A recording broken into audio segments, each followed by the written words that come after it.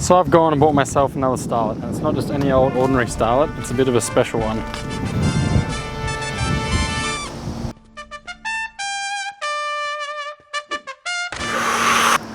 So I bumped into a guy and we got chatting about Starlets, and he told me he had a Galanza for sale.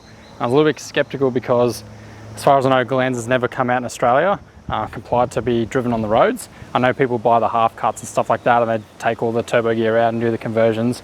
So I went around and had a look, and I saw this gem sitting there with flat tyres sitting in the dirt, and there's a whole heap of engine parts all over the ground, the old engine, an old CT9, a gearbox and stuff just sitting in the dirt, actually mud because it had been raining. And yeah, saw all this. So this is pretty much a Galanza front end. It's got Galanza bonnet, lights, indicators, front bar and all that. This is just a crappy old EP91, just a sort of stock model that someone's gone and put all this gear in. But they've actually gone to the extent of putting all the turbo wiring loom in it. So it is turbocharged, and yeah, it is turbocharged, but on the compliance plate it is just a 4EFE, so it's nothing special with the body. If anyone does know, I'd like to know, did Galanzas ever get registered in Australia? Don't know. If we have a look at the interior, it's all just EP91 interior. The windows were down in it, so literally there was puddles of water in the car. I think this is a turbo computer. It's got a blue sticker on there. I don't really know. Same thing, that stuff, that was just sitting in water. Someone's done the Galanza brake upgrade, so it does have the larger disc rotors and the larger front discs in there. And then the same person's also done their rear disc brake conversion as well. So I don't know, maybe they imported a whole Galanza and just stripped everything out and put into this and threw the shell away. I don't really know, but I've never seen an EP91 ever come out with disc brakes and the big front brakes. So I don't really know. I don't really know. The reason I know that this isn't a Galanza is, as far as I'm aware, every Galanza come out with electric windows for starters, and the interior looks a lot different to this. And also, you know, they have the little rear wing and stuff on the back. But other than that, I don't know. I really think someone's just done the conversion on it. But regardless, me, Nick and Peter, we've had this idea pondering for months now, and this is finally the candidate, the perfect candidate that we need to do that. What we're doing is something similar to what Booster Boys have built. They've got the MR2, which they've got, it's pretty much a front wheel drive configuration they put in the rear to make it, well, they're a factory rear wheel drive, but it's essentially front wheel drive engine and gearbox put in the back. So you got all the weight over the back wheels. They've got about 1,000 horsepower with their K series in there at the moment. It's running like 8.5s.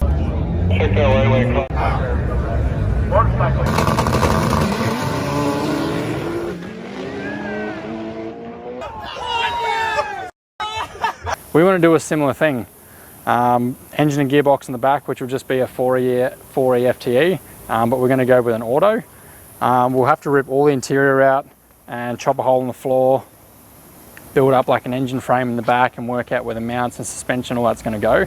If you've been watching any of the stuff with the blue car, it's the same thing. Front engine and gearbox put in the back. I cut a big hole in the back, got the engine sitting where I wanted to sit, made all the control arms and suspension arms and things like that off it. The difference is when I built the blue car, we had 40mm roll cage bar going up around the back and had all the engine mounts and that mounted off that. It takes up a lot of weight. I think I'd do this one a little bit differently and try and make all the engine mounts maybe made out of sheet metal. You'd probably save a lot of weight there.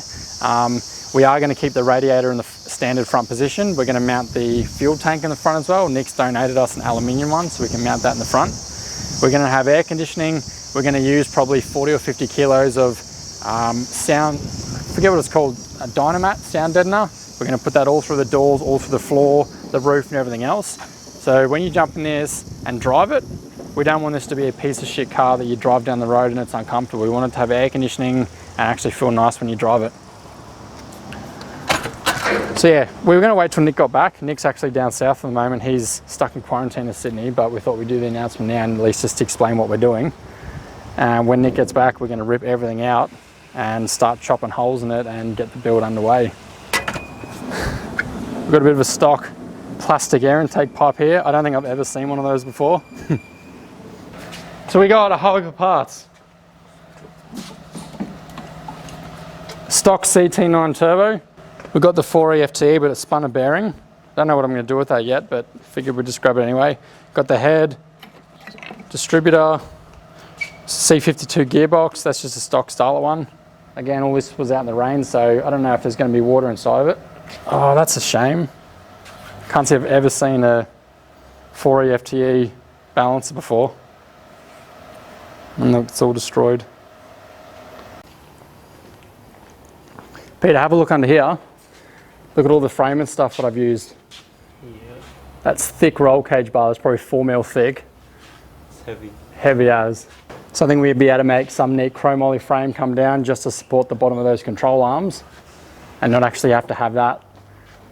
You know, the frame comes, there's one that comes up from each side that goes up towards the top to support the top engine mount. So that whole frame there, that's probably 50 odd kilos. Oh yeah. On the new Starlet, we'll leave the intercooler under here like that. That works really well.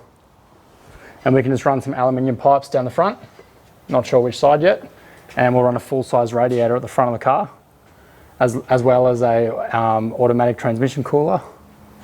We can just run some aluminium lines for that. That'll be pretty easy.